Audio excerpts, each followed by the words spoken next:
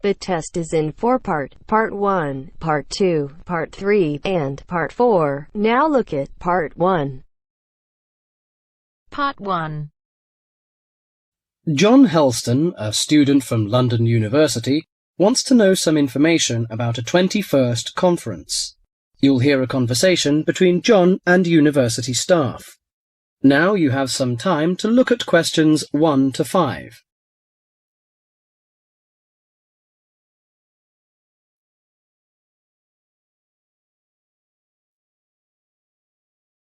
Listen carefully and answer questions 1 to 5. University, good morning. Oh, good morning. Can you put me through to the School of Architecture, please? Certainly. School of Architecture, Professor Dawson's office. Oh, good morning. I was wondering if you could give me some information about the forthcoming Architecture 21st Conference, dates, enrollment procedures, costs, that sort of thing. Certainly. When exactly is the conference? Well, the conference runs for 3 days, from the 18th to the 20th of October.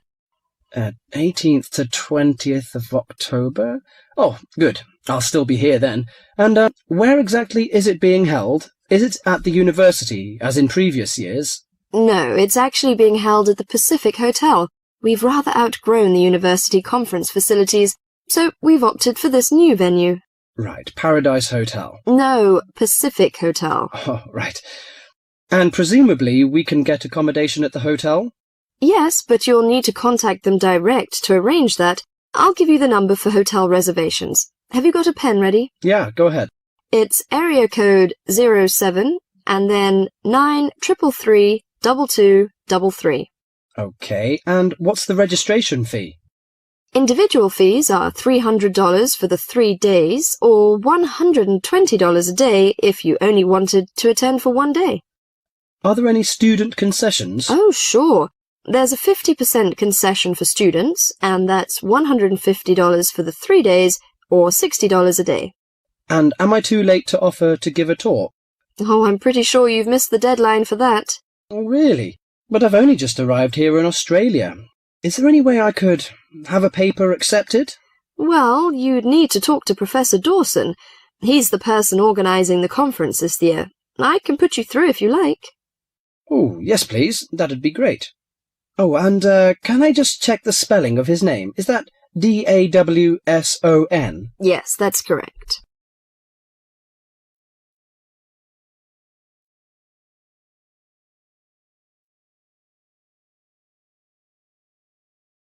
Before you hear the rest of the talk, you have some time to look at questions 5 to 10.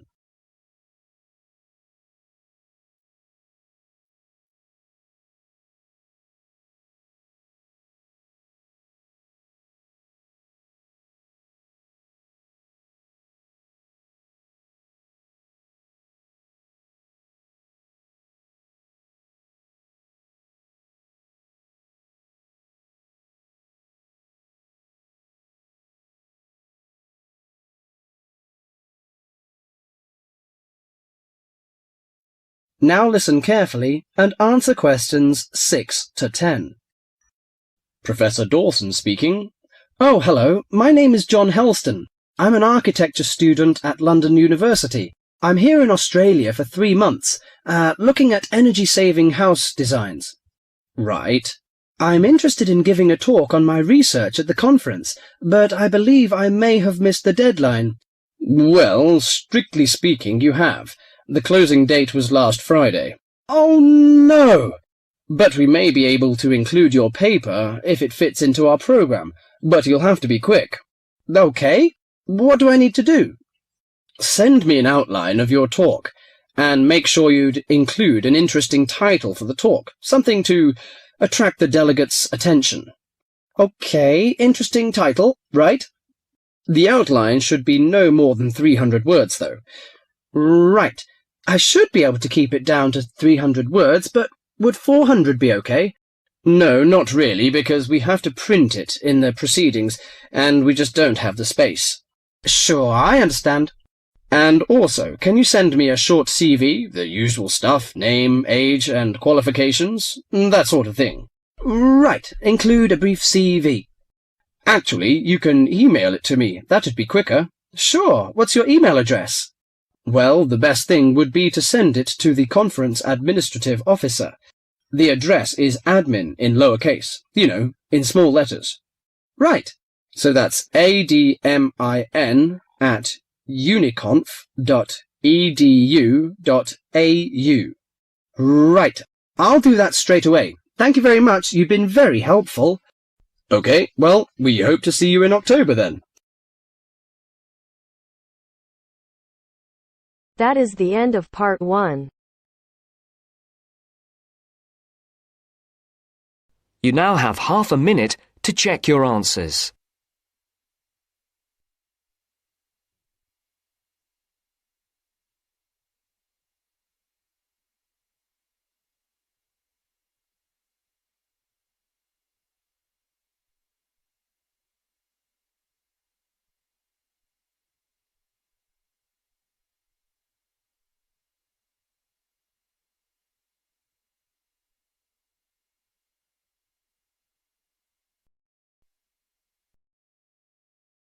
Now turns to part 2.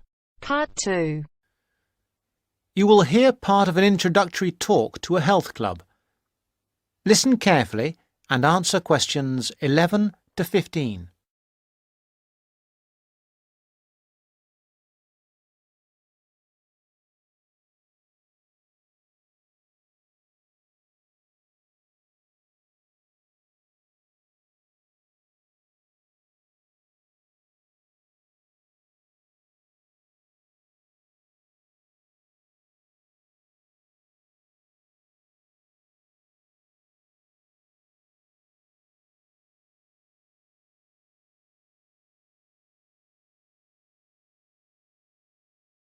Good morning, everybody. I'd like to welcome you to Rose's Health Club, which is part of the nationwide Rose Group of Health and Fitness Centres. Today, I hope to tell you everything about the Glenfield Centre and the facilities it offers. First, have a look at the map of the centre I have put up here. There's a copy of it in your information packs. As you can see, we have a range of facilities. We are here at the meeting point, next to the reception desk. If you get lost, which is unlikely, make your way here. The main feature of the health club is, of course, the swimming pool. This is a 25-metre pool divided into 3 or 4 lanes. Access to the pool is normally through the changing rooms for obvious reasons. To get to these, bear left as you come through reception, and as you follow the corridor, they are the 2 doors immediately to your right. First the female changing room, then the men's. If you follow the corridor right to the back of the building, you'll find one of our most popular features, 3 state-of-the-art squash courts. We keep them in very good condition, so if you're keen on that sport, I'm sure you'll appreciate the quality. Right then, I'm sure what many of you are thinking of joining for is access to the gym facilities and activities like yoga. We've got lots of space for this, and these are all situated on the left-hand side of the main corridor, opposite the changing rooms and squash courts. At the far end, you'll find the fixed and free weights room.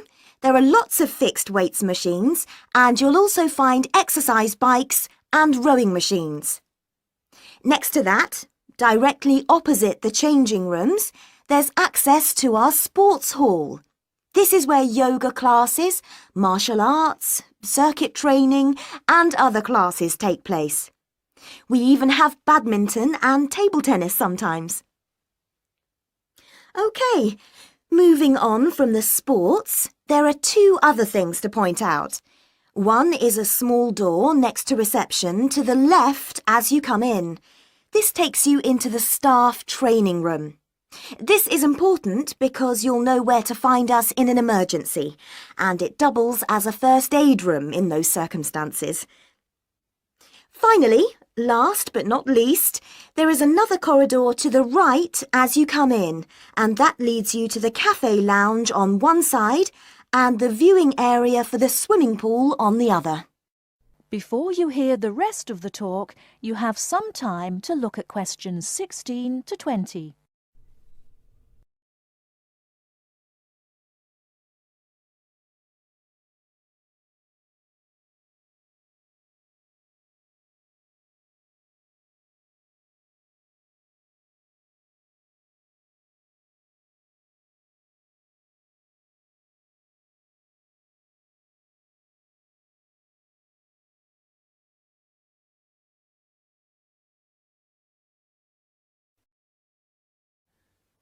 Now answer questions 16 to 20. Now, we will go for a little tour in a moment, but first I'd like to tell you a little about the different kinds of club membership we have, so that you can be thinking about what you want as we go round. We first of all have the Anytime membership. Anytime is the complete go-as-you-please membership. This entitles you to full use of all the facilities during all opening hours, and we're open every day from 5 a.m. till midnight. This costs £850 per year, though there are some discounts which I will tell you about in a moment. Don't forget that the Rose Group is a nationwide group, and this membership also entitles you to the full use of the group's other 250 clubs around the country. The Free Time membership is an off-peak membership. This entitles you to use of the facilities between 10 a.m. in the morning and 3 p.m. in the afternoon. Also, you can use the facilities at any time at weekends. This costs £500. Note that you will still have access to a personal trainer under this membership scheme. Finally, a standard membership costs £400 and is a weekday membership really, especially suitable for retired people who can come during the week. There is also a children's membership scheme. Children can join this scheme if they are between 15 and 18 years old. Please note that children of less than 15 can't come to the club without an adult, and they can't take sessions on the sunbed. Not that young people usually want to use a sunbed anyway. The children's schemes are all half price, that is 50% for each child or young person in the scheme. People who live outside the area can have a discount of up to 50%, but this has to be arranged specially with the general manager. If that is of interest to any of you, let me know and I will fix up an appointment for you. Now, let's go on our tour. That is the end of part 2. You now have half a minute to check your answers.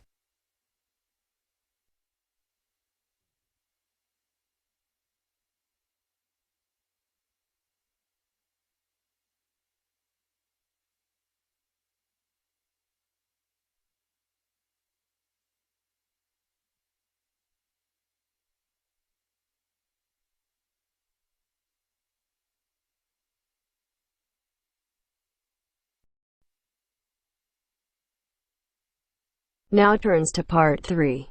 Part 3. You will now hear a radio talk on agricultural regulations. First, you have some time to look at questions 21 to 25.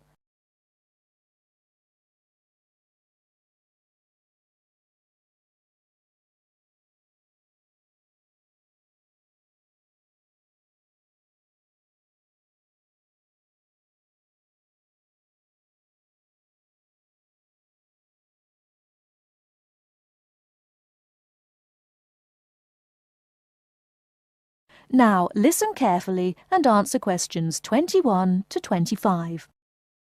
Could there be clearer proof of the arrogance and indifference of those who are supposed to keep our food safe than the muzzling of John Verrill? Agriculture is a business, true, and businesses have to make money. But this shows how ministers and officials put the profits of the agriculture business before the well-being of the British people. Mr. Verrill, a pharmaceutical chemist, was appointed to represent consumers on one of the many committees that advise the government on food safety. When he tried to do his job, though, and wanted to warn ministers of a danger to children's health, he was refused permission to do so. The danger comes from hormones given to cattle in the USA and some other countries to make them grow faster. They speed up the animal's development to maturity, thus making meat production more profitable. There have, however, long been fears that the hormones have horrendous effects on the people who eat them, causing diseases as serious as cancer. Once these hormones were used on British cattle too, but over 20 years ago they were banned in Europe for being too dangerous. Indeed, so concerned is the European Union that it banned imports of hormone-fed beef years ago, much to the fury of the US government, which wants to sell it all over the world. Several years ago, the USA and Canada asked the World Trade Organization to declare the ban illegal and to punish Europe for failing to lift it. The WTO, with its long record of refusing to let environmental or safety concerns interfere with trade, agreed, imposing fines of more than $120 million a year on the EU for its refusal to back down. The British government now backs the Americans, claiming that there is no proof that hormone-fed beef does any harm. This is where Mr. Verrill comes in. He is very angry with the government, especially as their claim comes out just after a Danish study shows that growth hormones are 200 times more dangerous than was previously thought. Worried by these findings, Mr. Verrill spoke to government representatives, who did nothing. Before you hear the rest of the talk, you have some time to look at questions 26 to 30.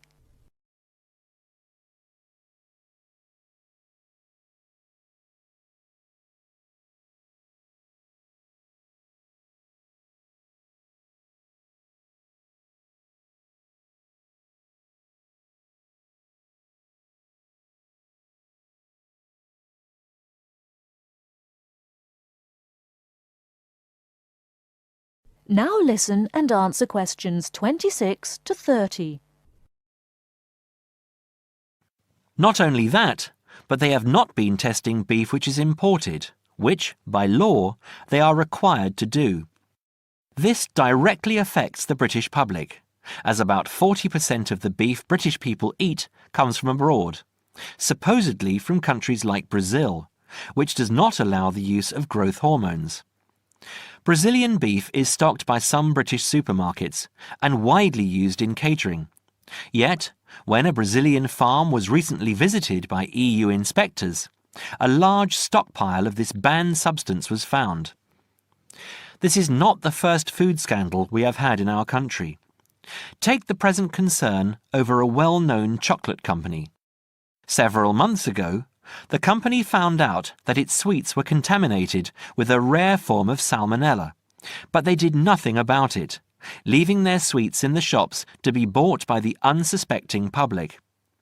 It was not until 5 months later, when several children had suffered food poisoning, that the chocolate bars were removed from the shelves. It makes you wonder how many other dangerous foods have been allowed onto our plates. That is the end of part 3. You now have half a minute to check your answers.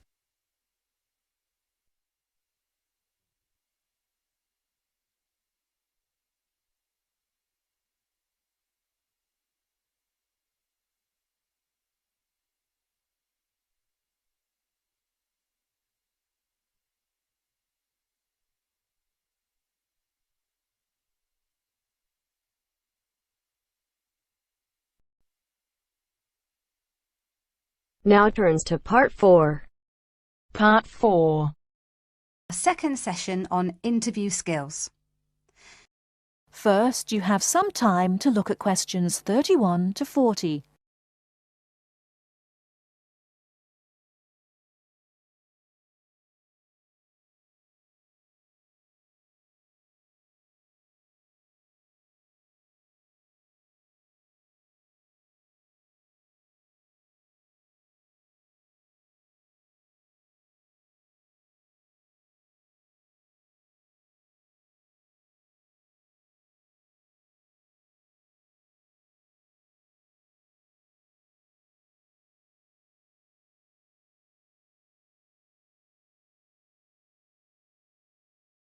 Now listen carefully and answer questions 31 to 40.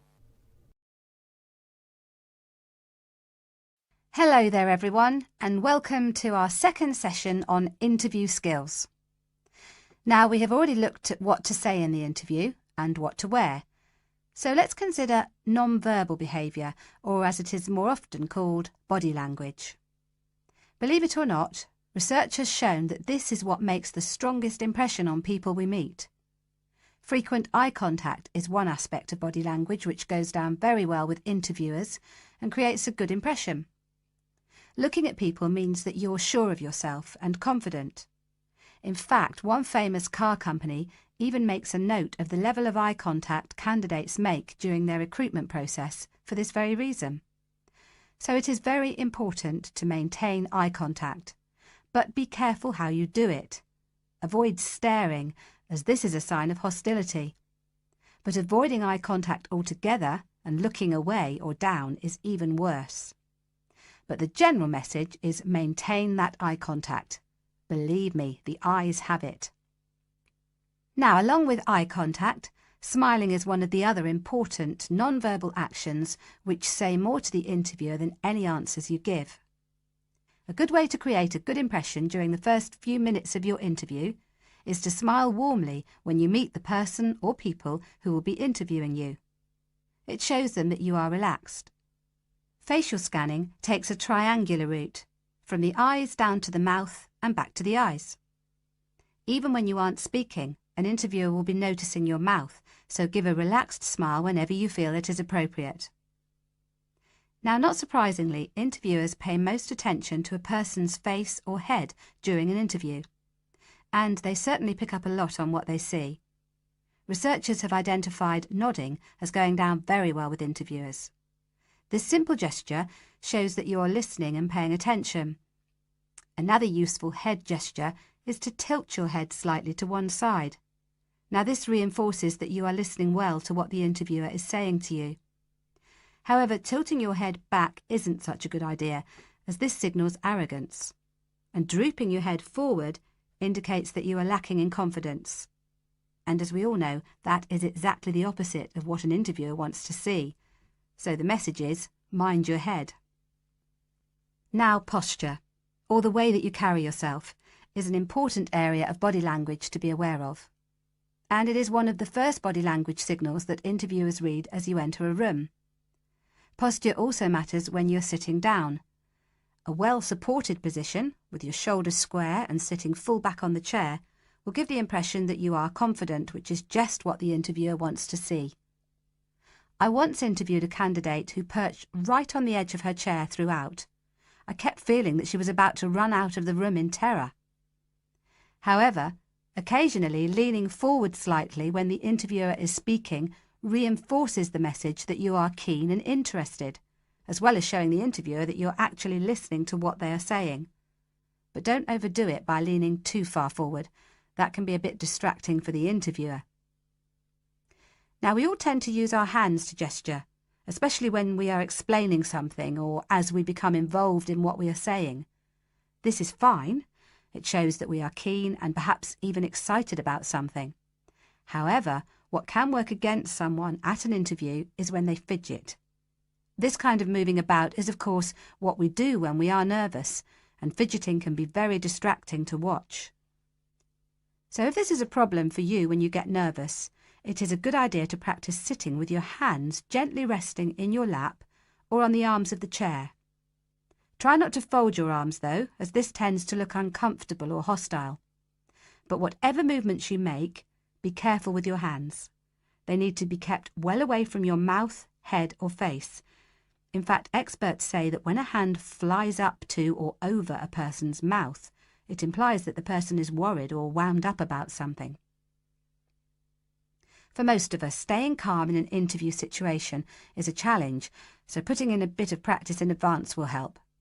So, to end with, here are a couple of suggestions on how to improve our body language. A good idea is to choose a role model, such as an actor or fictional character, or a public figure or someone you know. Then sit calmly and imagine that you are this person. Now, other countries have different body language signals. So remember that if you are being interviewed abroad, you may want to check if there are any special gestures to avoid. It's also a good idea to get used to reading body language signals. You can do this by simply watching how people interact in public places, such as on the streets or in restaurants. And finally, when people have struck up a rapport, it is reflected through the natural mirroring of each other's body language movements. So you can use this to your advantage by occasionally mirroring the interviewer's own movements. For example, if they lean over to one side, you can do the same a few seconds later. It helps to create a special effect known as similar to me. But don't do it too often or the interviewer will notice. Now, any questions before we move on to interview listening skills? That is the end of part 4. You now have half a minute to check your answers.